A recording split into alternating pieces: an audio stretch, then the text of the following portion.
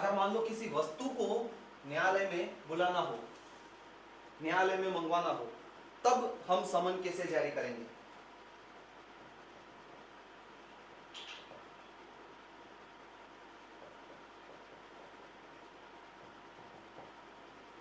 तो दो सेक्शन है, दो सेक्शन है।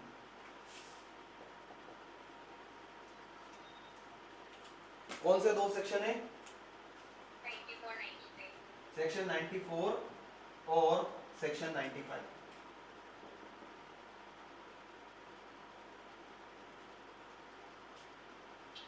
सेक्शन 94 क्या बोल रहा है? अगर मान लो कोई दस्तावेज ऐसा है या कोई चीज, किसी दस्तावेज या किसी चीज के बारे में बात कर रहा है।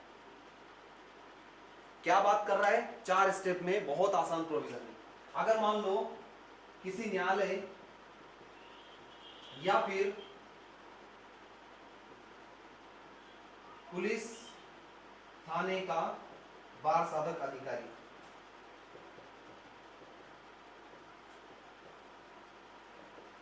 इन अधिकारियों का नाम याद रखना है ना, ये इंपॉर्टेंट है दोनों सेक्शन में, 94 और 95 में। उसके समक्ष कैसी कार्रवाई हो रही है? इन्वेस्टिगेशन या इंक्वायरी या ट्रायल या कोई दूसरी प्रोसीडिंग, ऐसी कार्रवाई हो रही है। और उस न्यायालय को कोई दस्तावेज या कोई अन्य चीज, कुछ भी आर्टिकल हो सकता है, उसको साक्ष्य के रूप में इसकी रिक्वायरमेंट है, और ऐसा पता चलता है, न्यायालय को ऐसा पता चलता है कि वो किसी व्यक्ति के पास है,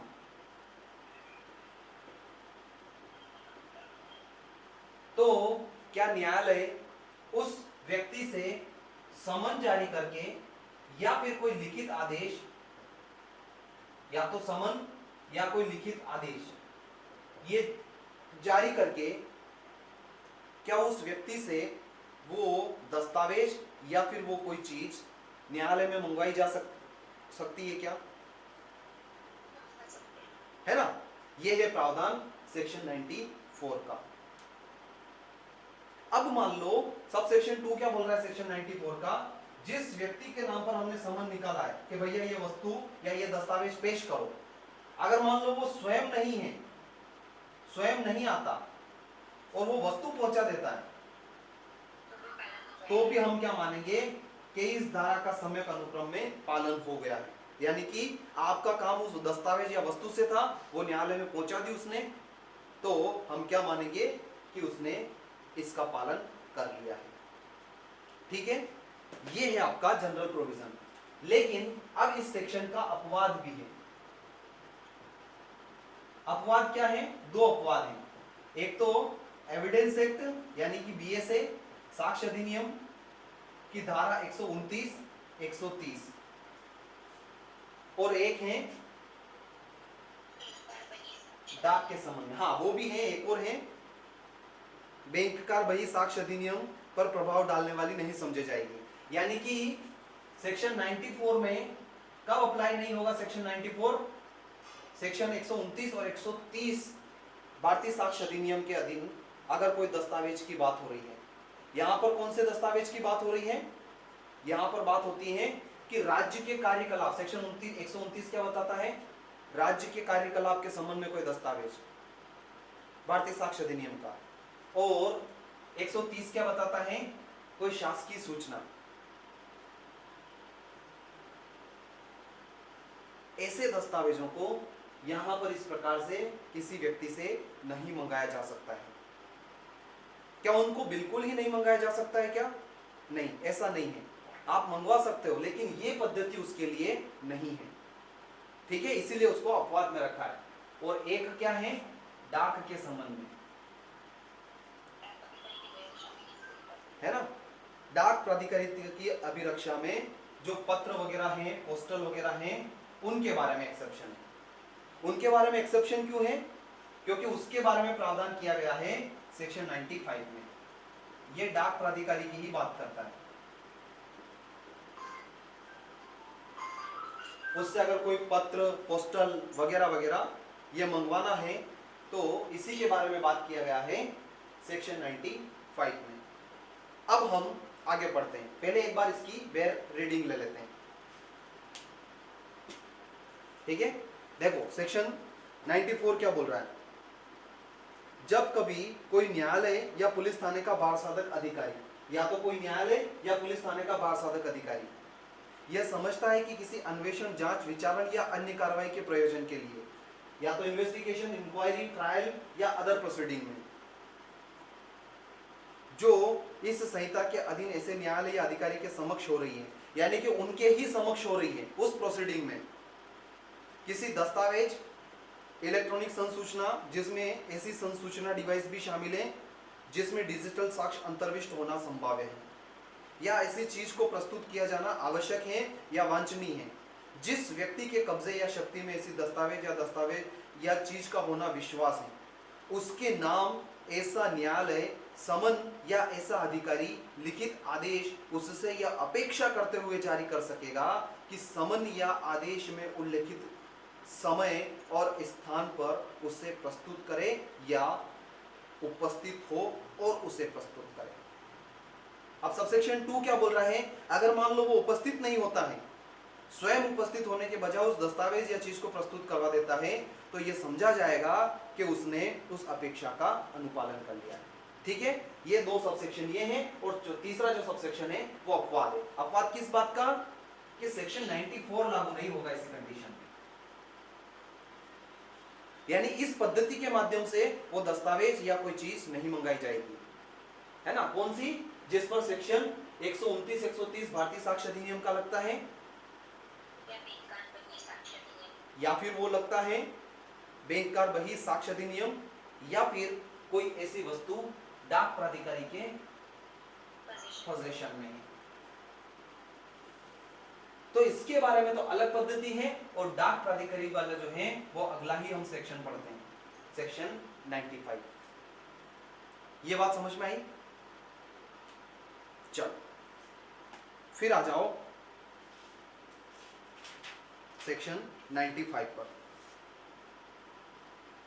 पत्रों के संबंध में प्रक्रिया। अब यहां पे क्या हो रहा है? इस ऐसे अधिकारी से जिसके बारे में यह पता चलता है कि कोई दस्तावेज उसके पास होना पाया जा सकता है, तो कौन कौन से अधिकारी? DM, CJM, court of session और हाई कोर्ट, ये अथॉरिटी याद रखना जरूरी है। देखो क्या क्या लिखा है।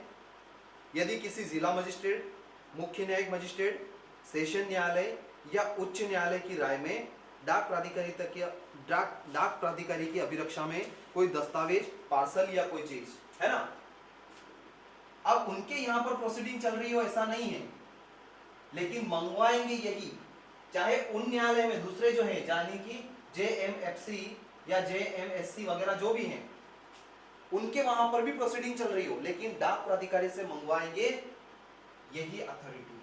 क्या? कोई दस्तावेज या पार्सल या कोई दूसरी अन्य चीज, अगर उसको लगता है कि ये डाक प्राधिकारी के पोजीशन में है,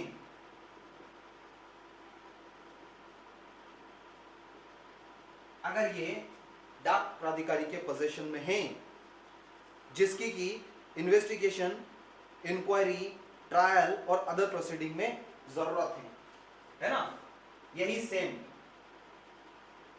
इन्वेस्टिगेशन, इंक्वायरी, ट्रायल और अदर प्रोसीडिंग,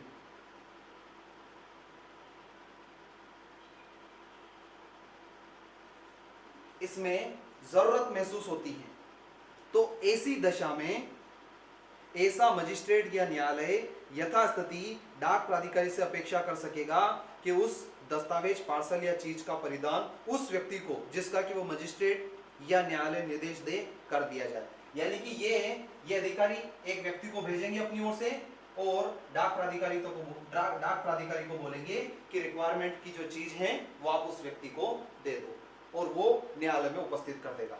सब सेक्शन 1 ये बोल रहा है। सब सेक्शन 2 क्या बोल रहा है?